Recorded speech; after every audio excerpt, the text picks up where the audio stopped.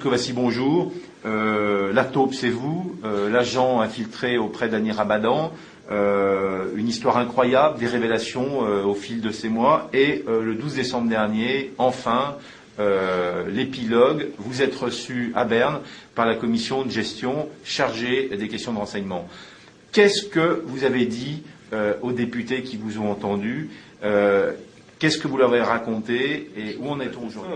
Moi, depuis le départ, j'explique que j'ai des documents, un certain nombre de matériels qui prouvent les accusations que je porte à l'encontre des services secrets suisses, le service d'analyse et de prévention. Alors, rappelez ces accusations. Vous les accusez de vous avoir demandé de finalement impliquer Annie Ramadan dans des filières terroristes, finalement. C'est ça? Alors, non pas des filières terroristes, mais un réseau de djihadistes qui allait combattre en Irak.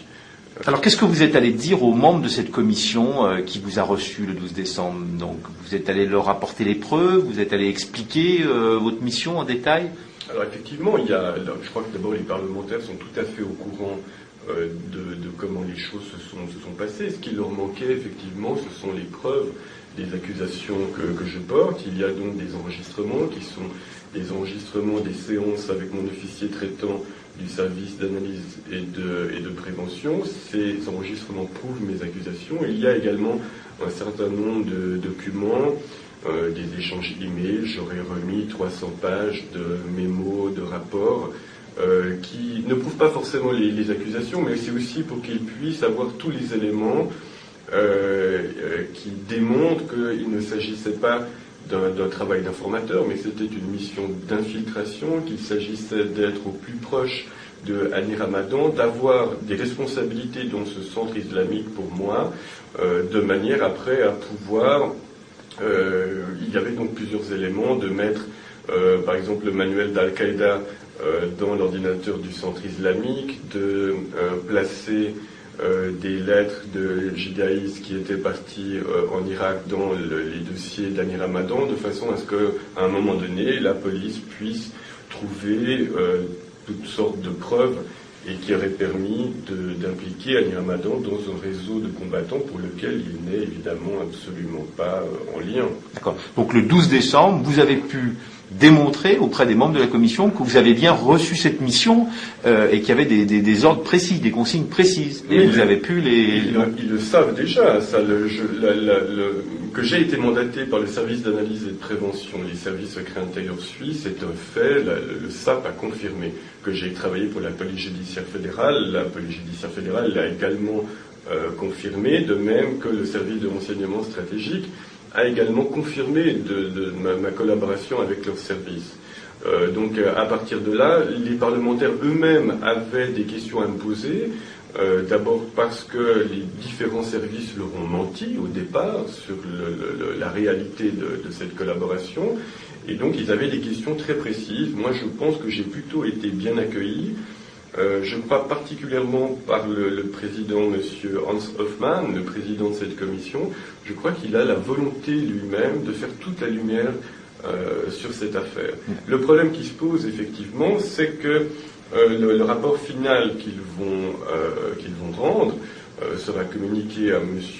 Blecher, le chef du département de justice et police, et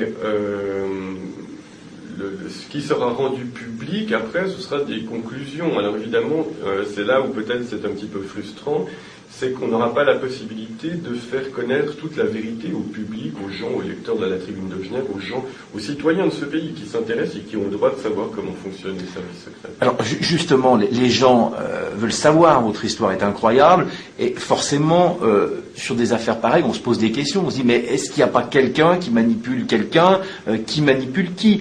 Vous-même, aujourd'hui, les raisons de votre démarche, vous nous avez dit au début de l'affaire que l'une des raisons, c'est d'abord, vous aviez lié un peu d'amitié avec Annie Ramadan, mais aussi que sur les objectifs, il y avait des accords. C'est-à-dire que, par exemple, vous aviez identifié des filières et des individus qui étaient des terroristes finalement dangereux, et on vous demandait de vous concentrer plutôt sur Annie Ramadan. C'est aussi l'une des raisons qui vous a poussé à dire, voilà, je veux que ça cesse.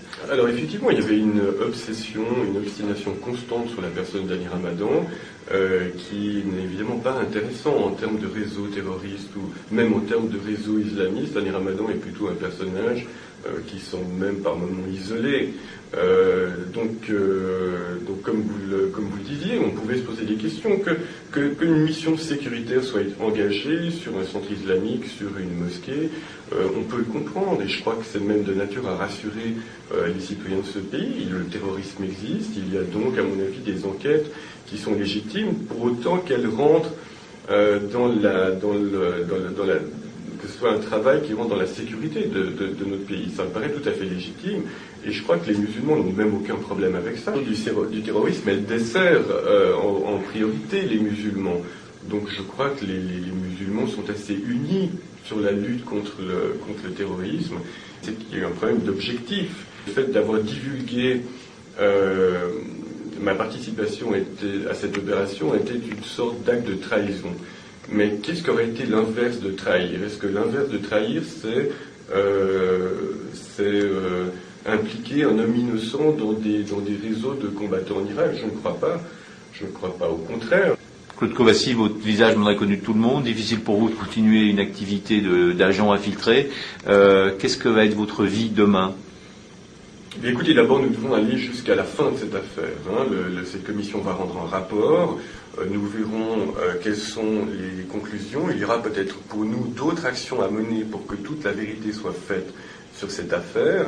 Je crois que moi, je ne me suis pas mis depuis 9 mois maintenant dans cette situation pour me satisfaire de recommandations un peu vagues que pourrait donner ce rapport. Et puis par la suite, alors c'est sûr que ces activités de renseignement, moi, ne m'intéressent plus. Et comme vous le disiez, de toute façon, ce n'est plus possible. Et puis simplement, écoutez, je vais mener une vie ordinaire.